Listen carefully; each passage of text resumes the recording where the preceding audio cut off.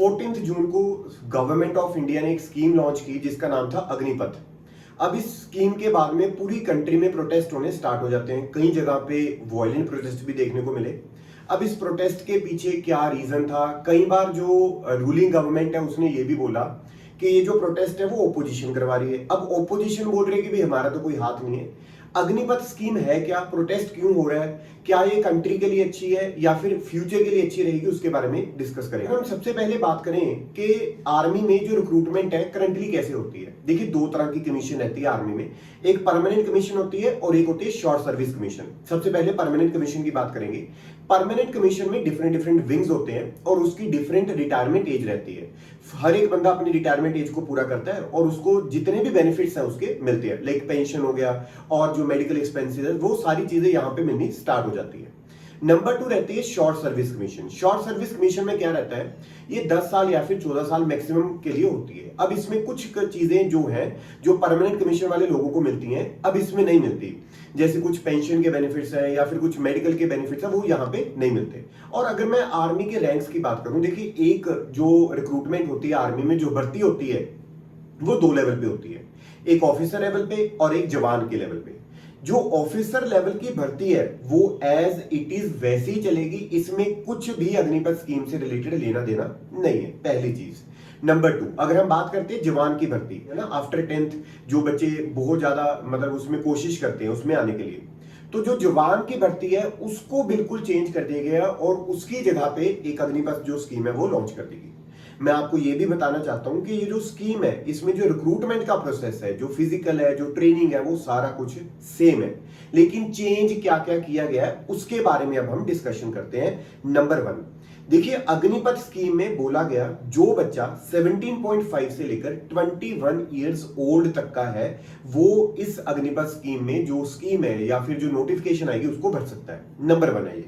Number 2, ये जो total, अब सपोज करके चलते हैं कोई बच्चा 21 इयर्स का यहां पे भर्ती हो जाता है तो उसको 4 साल का टाइम पीरियड रहेगा जो जॉब का टाइम पीरियड है। मतलब शॉर्ट सर्विस कमीशन जो मैंने आपको बताया वो 10 इयर्स या 14 इयर्स की थी, लेकिन यहां पे अब सिर्फ 4 साल की ये जो ट्रेनिंग है या फिर जो जॉब है वो प्रोफाइल 4 साल का रह जाएगा। अब एक कई बार आपने देखा होगा कि जो एज है वो इंक्रीज कर देगी, लेकिन वो पहले बैच के लिए ही इंक्रीज की है जो कि 21 टू 23 कर दी गई है, मतलब पहला बैच। उसके बाद में जो एज 17.5 टू 21 ही रहेगी। अब मैं आपको एक सही चीज बताता हूं, इसमें जो पहले जवान की सैलरी थी वो कुछ 30,000 काफी टाइम के लिए रहती थी, लेकिन इसमें 30,000 से स्टार्ट होकर कुछ 40,000 लास्ट ईयर जब 4th ईयर आएगा उस तक ये जो सैलरी है वो जाती हुई हमें नजर आएगी। मोर ओवर जब 4 साल के बाद में जो जवान है वो छोड़ रहा होगा उस चीज को, उस अपनी जॉब को, तो उसके बाद में उस 11,71,000 रुपीज यहां पे मिलते हुए नजर आएंगे। जो 11,71,000 रुपए उसको मिलेंगे, उसमें मैं ये नहीं बोलता कि सारे के सारे गवर्नमेंट ऑफ इंडिया प्रोवाइड करेगी, उसमें 50% कॉन्ट्रीब्यूशन रहेगी हमारे जवान की जो सैलरी थी उसमें कुछ काट दिए जाएंगे, ठीक है जी, और 50% गवर्नमेंट उसमें डालेगी। मोर ओवर जो आपका ये चीज है उसके अगेंस्ट आप लोन भी ले सकते हो और लोन ले सकते हो 18 लाख तक का। और 4 साल के बीच में अगर कोई जवान शहीद होता है तो उसको एक इंश्योरेंस भी दी जा रही है, 48 लाख रुपीस की वो इंश्योरेंस है, ऑब्वियसली वो फैमिली को मिल जाएगी। अब आपको लग रहा होगा कि भाई पुरानी स्कीम में ये वाली चीजें नहीं थी, पुरानी स्कीम में जो सैलरी थी वो कम थी, इस स्कीम में सैलरी ज्यादा है। अब मतलब ऑब्वियसली आपको ये लग रहा होगा कि फिर अगर ये स्कीम अच्छी है तो फिर प्रोटेस्ट क्यों हो रहा है, ये एक कारण है सोचने वाला। अब देखिए सैलरी इंक्रीज हो चुकी है लेकिन प्रोटेस्ट क्यों हो रहा है, मैं आपको ये बताना चाहता हूं। जो टेन्योर है 4 इयर्स का, उसमें सिर्फ 25% को ही वहां पे रखा जाएगा, 75% की छुट्टी, तो 75% वहां से चले जाएंगे। और मोर ओवर एक और जो चीज, जो बेनिफिट मैं आपको बताना भूल गया, कि जो एमओयू है, मतलब मेमोरेंडम ऑफ अंडरस्टैंडिंग इग्नू के साथ में की है आर्मी ने, उसमें क्या होगा कि उनकी जो बैचलर ग्रेजुएशन है वो साथ में होती हुई नजर आएगी। लेकिन प्रोटेस्ट क्यों हो रहा है इसके बारे में हम बात करते हैं। पहली चीज, यहां पे अगर हम बात करते हैं, कोई भी किसी भी तरह की पेंशन नहीं है, नंबर 1। नंबर 2, जो 75% लोग आप वहां से निकाल दोगे, वहां से भेज दोगे, फिर उसका करना क्या है ये बताओ। वो करेंगे क्या ये नहीं पता चल रहा, क्लैरिटी नहीं हो रही। गवर्नमेंट ऑफ इंडिया ने कोई भी क्लैरिटी नहीं प्रोवाइड की। ऑल दो डिफेंस वालों ने भी बोल दिया कि मैं 10% रिजर्व कर दूंगा। ऑल दो असम राइफल्स में या सीएपीएफ ने भी बोल दिया, होम मिनिस्टर ने, कि मैं 10% रिजर्वेशन इनको प्रोवाइड कर दूंगा। लेकिन हम ये बोलना चाहते हैं कि भाई जब पेंशन नहीं है और उनको 4 साल के बाद में कोई सिक्योरिटी नहीं है, तो वो बच्चा जो इतने सालों से मेहनत कर रहा है वो क्यों करेगा।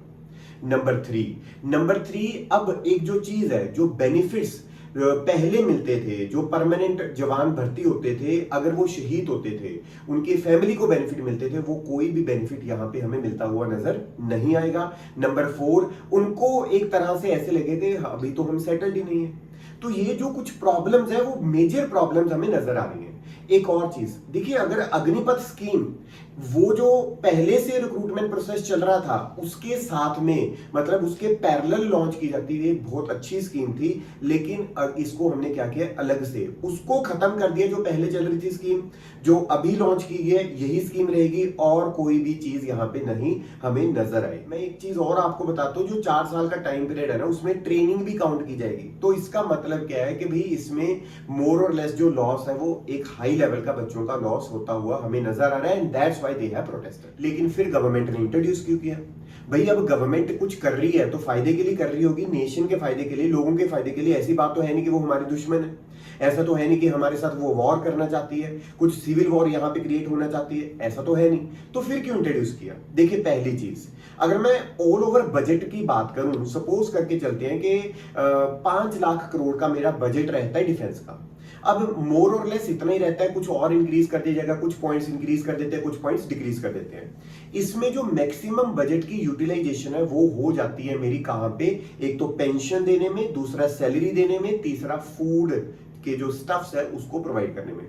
मोर और लेस कुछ 3 से 4 लाख करोड़, 3 और 3.5 लाख करोड़ जो चीज है वो पेंशन, सैलरी और फूड स्टफ में चला जाता है। इसका मतलब क्या है, बहुत कम पैसे मेरे पास बचते हैं कि मैं अपने वेपन को नया बना पाऊं, मैं अपने वेपन को मॉडर्न कर पाऊं। अब आपको पता है कि हमारे जो नेबरर्स हैं, चाइना और पाकिस्तान, वो एक श्रूड कंट्रीज हैं। उनका ये नहीं पता किस टाइम पे वो वॉर स्टार्ट कर दे, उसका रीजन है। जो पाकिस्तान है उसका आपको पता है ऑलरेडी, उसके ऊपर चर्चा करने की जरूरत नहीं है। जो चाइना है वो भी आपने देखा होगा कि गलवान वैली का हमारा इशू हुआ कि कितना टाइम तक वो जो चीजें हैं वो आती जाती रही। वो जो सारी चीजें उसको देखते हुए गवर्नमेंट ने सोचा कि अगर हमें पैसों को बचाना है, क्योंकि बजट तो इंक्रीज नहीं कर सकते भाई, अगर इसका डिफेंस का बजट इंक्रीज कर दिया तो हेल्थ में तो पहले नहीं बजट लग रहा, एजुकेशन में पहली बजट नहीं लगा रही गवर्नमेंट। तो इसका मतलब क्या है, लिमिटेड बजट, लेकिन मुझे मैक्सिमम यूटिलाइजेशन यहां पे करनी थी गवर्नमेंट को, and that's why what they did, उन्होंने सोचा भाई पेंशन के पैसे कम करो, सैलरी को जो चीज है वो डिक्रीज कर देंगे हम, फूड स्टफ पे हमारा पैसा जो है वो कम जाएगा, जिसकी वजह से जो पैसा बचेगा उससे जो वेपन है मैं इंपोर्ट करूंगा, नए वेपन इंपोर्ट करेंगे, मॉडर्नाइजेशन करेंगे वेपन की। अगर मैं रशिया की बात करूं, अगर मैं यूएसए की बात करूं, वहां पे जो आर्मी, मतलब फुट आर्मी है, जो आर्मी के लोग हैं वो कम है, लेकिन जो वेपन्स है वो बहुत ही ज्यादा मॉडर्न है, वो नए वेपन्स है। तो एक तो रीजन ये था कि गवर्नमेंट ने इंट्रोड्यूस किया with limited budget, they want to introduce modern weapon in our country, and इसी वजह से उन्होंने ये स्कीम लेकर आए जिसमें पेंशन नहीं दी जाएगी और इसमें जो दूसरे बेनिफिट्स है वो नहीं दिए जाएंगे। मोर ओवर एक और चीज, जो एवरेज एज है आर्मी की वो कुछ 30 अबव थी, लेकिन इसको इंट्रोड्यूस करती वो 25, 24, 26 इतनी जो एज है वो हो जाएगी। तो अगर हम बात करते हैं वेपन मॉडर्नाइजेशन की, नो पेंशन की, ये सारे मसले हैं जो मुद्दे हैं, तो गवर्नमेंट ने बड़ी मतलब हम बोल सकते हैं कि जो उसके पॉलिसी मेकर्स हैं, एक स्कीम लॉन्च कर दी जिससे लोगों का नुकसान हो रहा है और जो बच्चों का नुकसान हो रहा है वो प्रोटेस्ट कर रहे हैं। और मे बी देखिए, right to protest is your right, है ना, वो हमारा राइट है, लेकिन जो प्रोटेस्ट है वो क्या होना चाहिए, पीसफुल प्रोटेस्ट होना चाहिए, ये भी हमारा कॉन्स्टिट्यूशन ऑफ इंडिया बताता है। तो इसमें यही बोल सकते हैं कि गवर्नमेंट को कुछ स्टेप्स लेने चाहिए जिससे जो लोग हैं उसका मतलब एक तरह से हम बोल सके कि भी उनका जो फायदा ही हो, उनका नुकसान ना हो। तो जो दूसरी स्कीम अगर आप उसको बंद भी करना चाह रहे हो कोई दिक्कत वाली बात नहीं, लेकिन इनको श्योरिटी दो। जैसे रिसेंटली क्या आज ही या फिर कल हरियाणा के जो सीएम है खट्टर साहब, उन्होंने क्या बोला कि जो जितने भी लोग आएंगे 75% वाले, उनको हम जॉब प्रोवाइड करेंगे। वो रिजर्वेशन देने की उनको बात कर रहे हैं। तो इसका मतलब क्या है, होम मिनिस्ट्री, डिफेंस या फिर कुछ और जो ऑर्गेनाइजेशन, अगर गवर्नमेंट उनको बोल दे कि भाई हम इनकी रिस्पॉन्सिबिलिटी लेते हैं, हम बीएसएफ में भर्ती कर लेंगे, हम किसी और जगह पे भर्ती कर लेंगे, क्योंकि उनकी जो ट्रेनिंग का खर्चा वो भी तो बचेगा गवर्नमेंट का।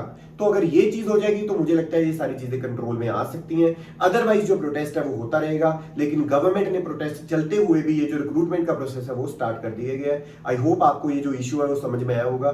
Thank you so much.